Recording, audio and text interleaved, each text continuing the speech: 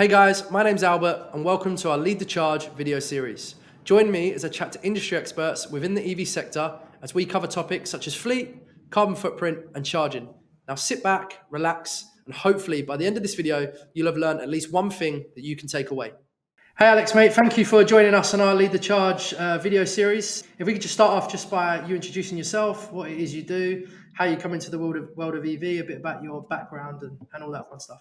Thank you for having me. It's exciting to be part of this. And quick introduction to me. So I'm Alex, and I'm our head of electric vehicle experience here at Gridserve. I started in the EV industry 10 and a half years ago. Joined Tesla back as a product specialist when Tesla was first here in the UK selling the Model S. I think about myself and how I got into it. It was really a combination of passions of cars and sustainability and just a real confusion about how those two could combine. And I think, like many of us, I saw Tesla on Top Gear when they had the Roadster, the original Roadster. And I suddenly had this moment where I was like, wait, we can have cars that are exciting, fast, and there's a sustainable element to them. And I quickly got into Google, found out that they were coming to the UK, and managed to, about 6 months later, through I think it was 7 interviews in the end, managed to get in there. And then I was there for about 8 years and worked in a few different roles there, B2B, B2C, working with the charging team, working with remarketing as we started to do that, and just got a really, really good taste of all things electric. Yeah, and now I'm here at Gridserve. Awesome. And that Tesla, as you said, such an exciting place to be. As you know, worked alongside you for a couple of years there, and just what Tesla do really, as you said, sets things up that you can work with such an amazing product that actually has all these benefits that come with it as well. And it's kind of an area that lots of people, probably like yourself, once you start working within the EV world, you kind of don't really want to leave it.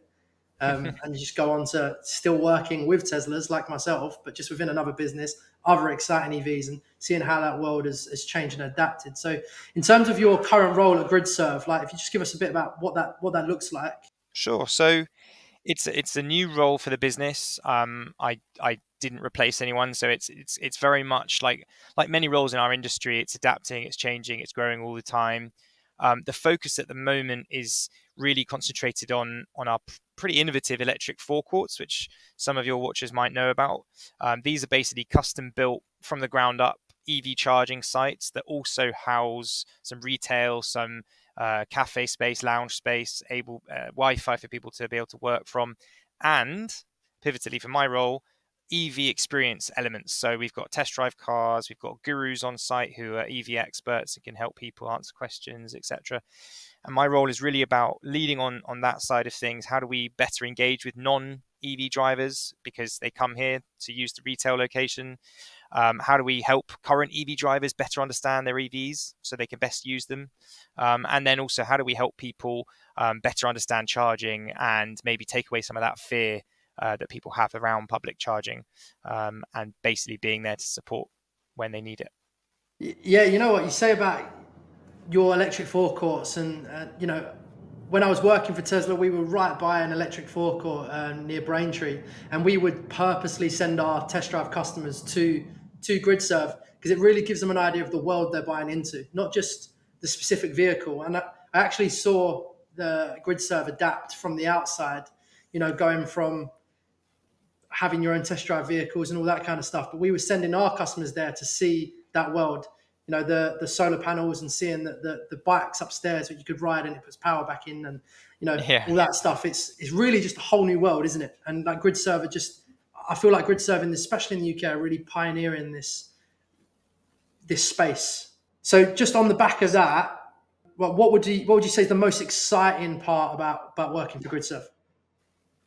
I mean, similar to Tesla, as you'll remember, I think we're very mission driven. And I think leaving Tesla, I was very keen to make sure that I was working for a company that aligned with my own mission and goals. And it's clear that we are, we have this real mission to move the needle on climate change. And we do that through our what we call sun to wheel ecosystem. And it's just really exciting to be part of something that's looking at the bigger picture, not just our narrow vision. There's also just some really similar to Tesla times, there's just a really good group of people here that want to make an impact and see the change, and be part of that change. So I'd say that's probably the most exciting. Yeah, and then I was looking at you recently opened up a service station at an airport, is that right? Yeah, Gatwick. So I think it's the world's first custom built electric charging site at an airport. And it is right by the North Terminal. So you can literally see planes coming into land just over the building. It's quite an interesting change for us because the customer type is very different. There's a lot of private hire drivers, a lot of taxis that utilize it, whereas our Norwich and Braintree sites are a bit more locals who live in the area coming to charge and things. So it's quite a different environment for us. It's also a bit more compact. We don't have as much parking, so there's some challenges around that. But we have test drive vehicles available from there. We have an EV experience area upstairs where people can go and learn about electric vehicles. It's been a really exciting challenge to be part of, and there's definitely scope potentially for that to become a template at future airports. Yeah, amazing. And just on that, in terms of the key projects. So, you've looked at airports and kind of what you guys are doing with vehicle leasing, and like, is there any insight you can give us into the growth of EVs and that going forward? Any exciting projects? Anything that that's like a key focus for you at the moment within your role? Sure. So I think it's important to. So I mentioned a minute ago that what we call our sun to wheel ecosystem, and this is quite a simple but effective idea, which is that Gridserve is involved in the generation of energy through solar projects and other renewable energy projects. We're then also involved in the leasing of new electric vehicles and now actually just recently used electric vehicles. Um, and then we're also involved in the charging of those electric vehicles. And then the fourth pillar of that is actually biodiversity. So all our sites, we actually have a biodiversity agenda, and we have a team here in house that makes sure that all our sites we operate in, there's a lot of thought behind the insects, the plant life all around that. And so this really feeds into our overall mission, and it's going to drive growth into the EV industry because we've got an involvement in that whole kind of ownership piece. I think as you and I would have seen it in the Tesla days, you kind of go through a cycle as a new EV customer, which is you're firstly just worried about range. That's generally the Yeah. fear that you have. Then quite quickly after you've got your new EV, you've taken that plunge, you actually realize range is not an issue for 99% of the time and 99% of the vehicles on the road. It then becomes charger anxiety. Where are the chargers? Can I find one easily? Will there always be one available, etc.? Are they working? And so the amazing thing that Gridserve is doing is we're bringing all of that into one ecosystem rather than saying, right, go lease the vehicle and then charging is another thing. You don't deal with that yourself, Mr. Customer. Where is the energy coming from? Oh, that's not our thing. That's someone else. We're kind of involved in the whole ecosystem, and so we're really conscious that that is a pretty unique position in the industry at the moment. And as you've probably seen as well in the last few weeks and months and years, there's a lot of chatter. There's a lot of FUD out there about people being able to have to queue to use a charger and things like that. So our growth and our mission is very much directly attacking that FUD, and making it very clear that no, you get to one of our sites, there'll be at least 6 bays. Most of them are now bigger than that. They'll be very, very fast, the fastest technology you can get, up to 350 kilowatt at most of our sites. And so we're really attacking that kind of fear around charging. It seems like Gridserve have got like a whole life cycle almost. You can go through, you can do every step along the way, as you said, not just purchase a car, but you can charge it. And it's not just the EVs that you guys are focusing on; it's the whole, as I said, ecosystem, which is pretty cool. But if you then take a look at your role and what you guys are doing, what would you say is the biggest challenge that EV industry is facing today? I know a big thing that we hear all the time is media. Media catch hold of something and they run with it. Like there's a fire that EV is not even involved in, and EV gets the blame, or there's a queue at one set of chargers in the country, and all of a sudden you can't charge anywhere. But those kind of two major examples, or those examples aside, what would you say is like the biggest challenge? I think the single biggest challenge we're facing is related to those two you said there, but it's the really quite general fear of change. One of the key parts of my role is my ability to speak to people. And I can go to our forecourts. I'm in one of them right now, and I can spend time on the floor, as it were, talking to customers, talking to people who maybe haven't yet moved to an EV, and it's really consistent that their fears and their worries, when you actually hear them and when they say them, are not actually tied to any reality. They're tied to quite a general sense of fear of change. So, for example, I spoke to one the other day, and I said, "Oh, out of interest, how come you're not in an EV now?" And she said, "Oh, I just don't like the idea that I'd have to come here to charge." I said, "Okay, well, out of interest, how do you park your car?" She said, "Oh, I have a drive outside my house." I said, "Oh, have you not thought about a charger at home?" Oh no, I hadn't really thought about that. And so it just really reminded me that for you and I, who've been in this industry a long time, it's quite easy to assume that people have a very Yeah, basic level of knowledge, but they don't.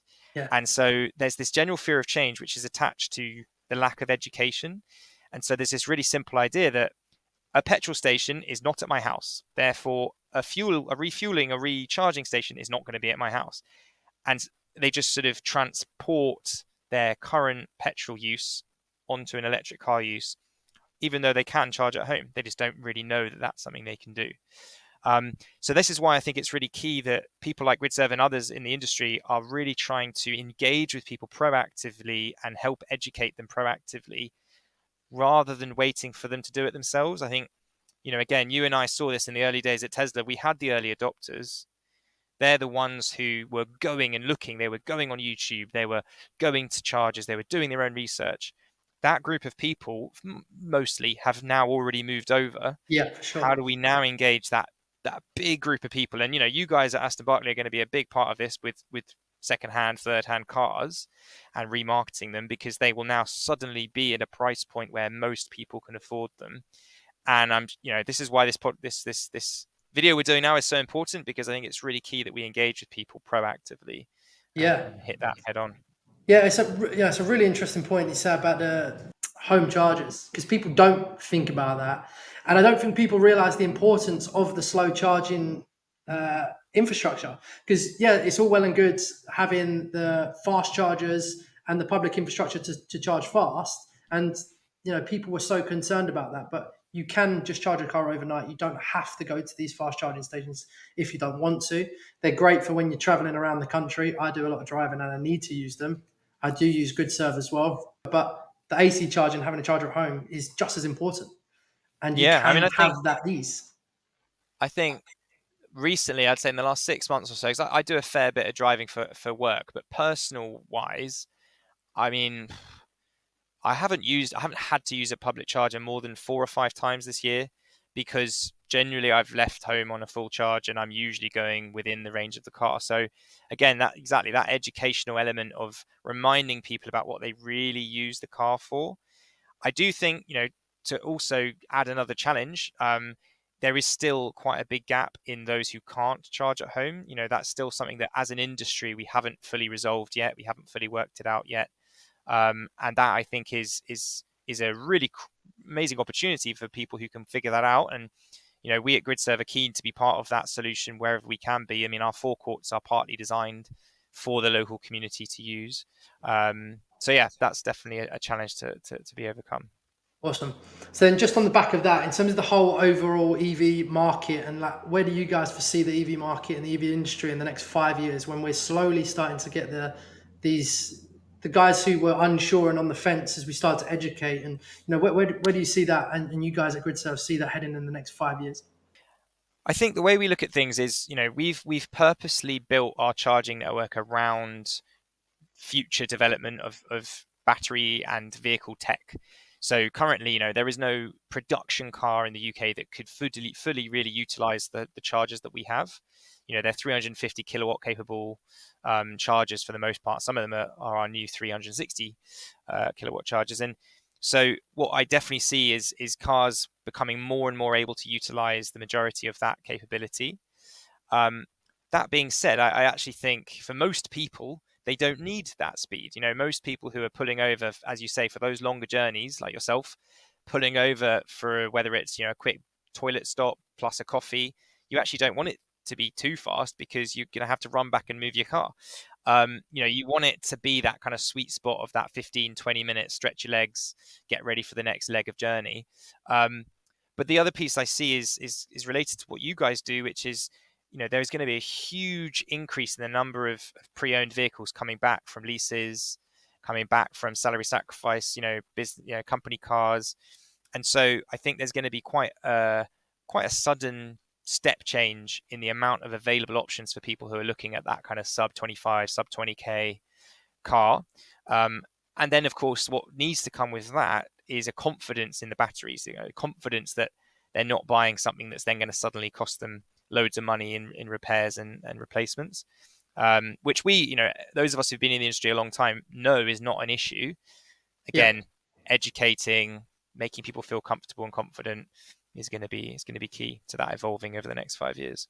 Yeah, for sure. And yeah, that's the beauty that we get to be a part of really at Aston Barclay. We deal with lease houses, the lease companies and the remarketing and that side. So it's interesting coming from somewhere like Tesla, from dealing with new buyers and new cars, to come into somewhere like Aston Barclay where we're dealing with dealerships, but also people who are buying in the second-hand world and dealing with those concerns. So, it's slightly different, but okay, just in terms of like technical advancements, like what do you see as like the most exciting opportunity and most exciting part of EVs in terms of technical advancements over the next few years?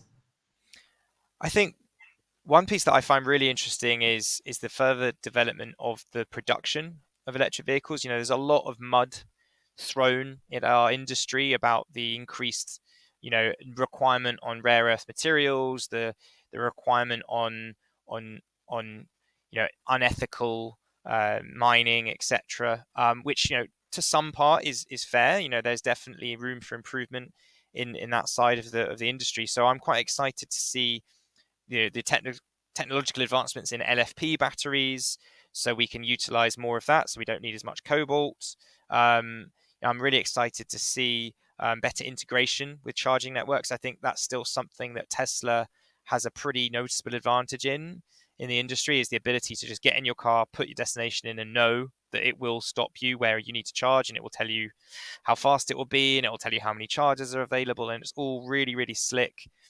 I think there's got to be, as we go forward, there's going to be much better integration between networks like ourselves and the major OEMs and the intermediaries in the software sat nav side of things, because it's something I hear about quite consistently here at our forecourts, is people who say, I have to pull out my ZapMap app, or I have to open this app, Yeah. and I have to go find the charger, and it adds all this time and complexity to my journey. And in my head, I'm thinking, I don't need to do that.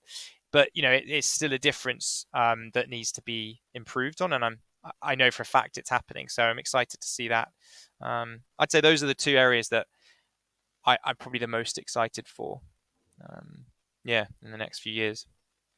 Yeah, the charging infrastructure is one of those ones that I talk about with people on a regular basis, actually, in terms of that integration piece. And then another concern people come to me all the time is the regulation of, I'm charging at this price here and this price here, and it'd just be interesting and exciting to see that change and the adaptation of that. But just in terms of being at Gridserve and with everything you guys do, what you say with the vehicle leasing, with the charging, and Mm. you're probably dealing with an array of customers. Like, what advice would you give to someone who's looking to move to electric? So someone who's never been in an EV before, someone who's on the fence, not really sure, but they know that this is kind of the direction that we're heading. What would your advice be to that person? I think, and this is kind of my bread and butter. This is definitely what I spend a lot of my time doing with our gurus at our forecourt. So, um, thank you for asking a nice and easy one. I think what I would generally say to, and I do say to customers here, is really try and actually look at your utilization of your car currently. It's really easy for you to assume that you need your car to do the 450 miles that your tank can do. But do you do that? When is the last time you actually did a journey like that? Really look at your use. The other piece is, and you mentioned this earlier about doing long journeys. When you do those long journeys, when are you stopping? How long are you stopping for? Maybe even time yourself. The next time you do that trip, time yourself. How long was it between parking in the car park, getting back in your car, and going to the petrol station to actually fill up your car, right? Those types of monitoring and checking of your real life uses will then firstly help you identify your needs for the vehicle. What range do I need from an EV? How quick do I need it to charge? etc., etc. But it will also very quickly calm you down about your fears that you might have about range, about charging. So that would be number one, because fear is definitely a big part of this change, and it doesn't need to be scary. And then the other piece, which I think is partly related, is again, think about what your needs are, because there are currently less electric models than there are petrol or diesel models. So you don't have as much choice in terms of aesthetics. What does it look like in terms of brand? So if you have always bought a certain brand and therefore you want to keep in that brand, try to take away from that thinking, because it might mean you actually get a vehicle that doesn't do what you need it to do. The amount of times I've seen unhappy EV customers, and you actually go into their story and it turns out they've just bought the wrong car for their needs. People who complain about charging speeds, and then it turns out that they've gone and bought a car that has a max charging speed of 100 kilowatts, where for the price, if not less, they could have got a car with 50% faster charging speeds, but it's not the brand that they wanted, right?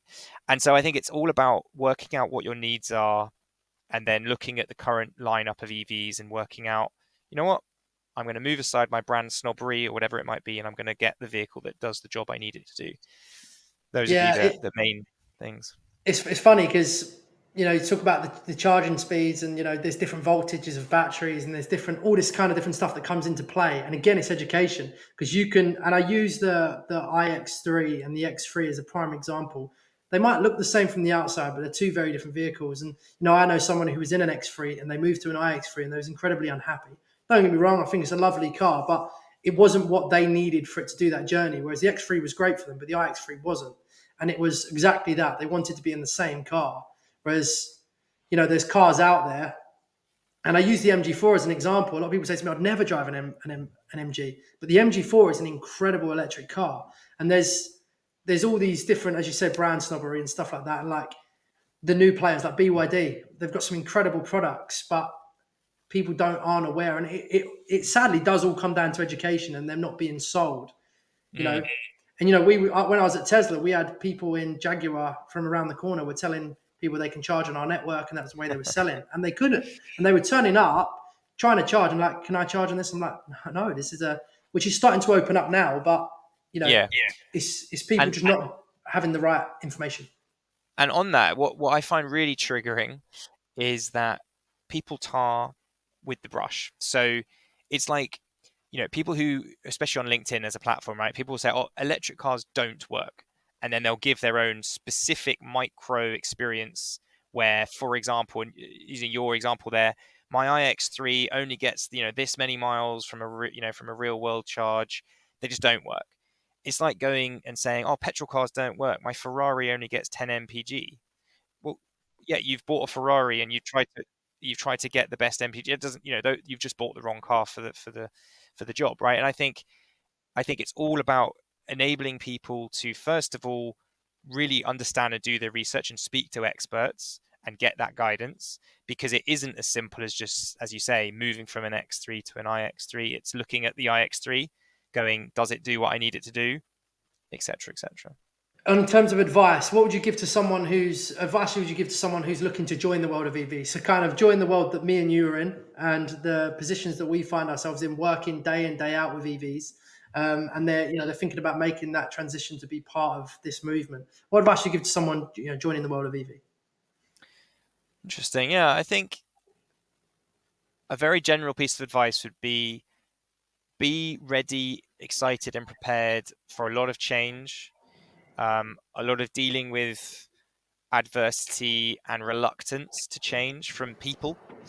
Um, since joining Gridserve, actually, I've been more and more surprised at how bizarrely defensive and aggressive people can be towards this idea of electrification. I think at Tesla we were relatively protected in that it's such a brand that it only really drew people in who were quite interested in it.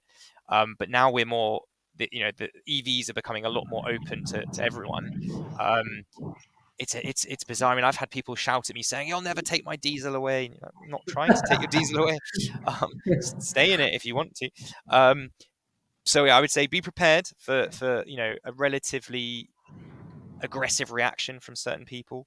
Um, I would also say there's a lot of challenges to be overcome. We've spoken about some of them just now, about for those who can't charge at home, etc. There's a lot of very difficult challenges to overcome, and it does need a certain mindset to flourish in this industry. I think you and I both were at Tesla during a relatively early stage where we saw some people really accelerate career wise and go on to do some pretty incredible things. And it really stems from one simple thing, which is this real excitement and passion for change and being part of the solution. But also I'd say be ready for being part of a really meaningful mission, Yeah, because that's great. I that's love that's that. a really key piece of that. Yeah. It is ever changing. It is rapidly adapting. It's yeah, that's great. I love that. And then just really like lastly, just a quick question in terms of Gridserve. What role do you see Gridserve playing in the global or UK charging infrastructure? As I said before, I think and you mentioned it earlier about the press and how they can take one specific example and paint it as if it's everywhere and all the time.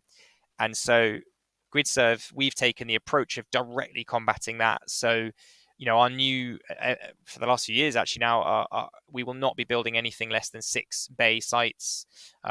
Wherever possible, we'll be doing more. 12 bays, etc. is not uncommon. So I see that the future of the EV infrastructure is no longer seeing these single bay or dual bay sites. We're going to only see 6+ bay sites really opening up. I think we also really see a change in the way in which people are going to view charging. At the moment, we're still kind of beggars can't be choosers. So I'll charge where there's a charger. Soon we'll be at the point where, oh, I like to charge at Gridserve, or I like to charge at this the network I won't name. There's an element of that. So how can we as networks create really compelling and sticky customer experiences, so we make customers really want to use our network? So I think that's something that I see changing, and we as a business need to be really focused on to be working on that. So for example, we've got an app coming out next month that will enable us to bring in loyalty rewards, things like that. So it will bring in that kind of stickier kind of customer experience. But then also, as I said before, it's about having the right charger in the right place. So as you said, it's not just all about ultra rapid charging. It's got to be about a blend of Yeah, different chargers. AC charging is huge. If you could charge at work and you're at work 5 days a week, you don't need a charger at home really, or you don't need to yeah. use the public rapid charging. So, where can we as a industry get together and really work together to make sure that there's just the right chargers in the right place? Industrial estates that have loads of available power should just have loads of AC chargers. Yeah, we're definitely focused on hitting these things head on. So it's exciting. Yeah, I love that. And as I said at the beginning, I think what Gridserve are doing is it feels like you're really pioneering something. These EV service stations, go and charge my car, and I'm a regular user of Braintree. I go and charge my car at Braintree because it's far less busy than the Tesla Chelmsford site. I can have a Costa while I'm there, and I can just, I love it. It's great. And I don't spend heaps and heaps of time there. I just pop through. Sometimes even if I just want to go for a coffee, I'll go there, chuck my car on charge, and have a coffee. Like it's great. I think what you guys are Great to doing hear are that. awesome. So Yeah, I thank just you. want to say thank you on behalf of myself and Aston Barclay for joining us and giving us some insights on Gridserve. And I really, really appreciate your time. No, thank you for having me. Exciting. Thanks so much.